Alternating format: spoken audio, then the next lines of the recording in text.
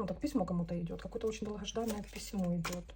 Вы очень долгое время боролись за эту информацию, за это письмо. Может быть, это что это может быть за письмо? Может, какое-то решение. Это может быть с каким-то визовым центром, решение суда.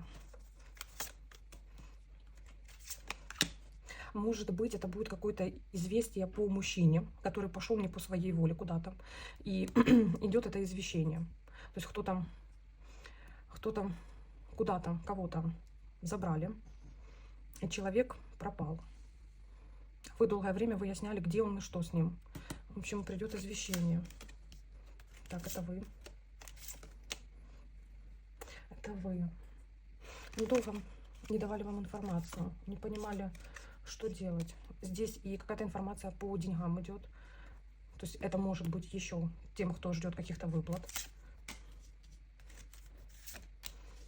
Ну, будет такое чувство легкости, потому что вы узнаете информацию, которая вас очень долгое время мучила.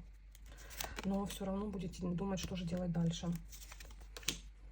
Опять мужчина. Вот здесь какое-то письмо, связанное с мужчиной, за которое вы боролись. Сейчас вот, возьму, сейчас посмотрю.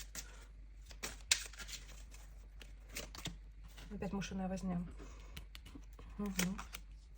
Это вы выходите. Это вы ходите по всем инстанциям и спрашиваете, что с ним, как с ним, почему нет ответа. А вас просто путают, гоняют с одного лабиринта в другой, то есть с одного кабинета в другой. Да, и тут дела, связанные с мужчиной. Не рассказывают, скрывают тайну.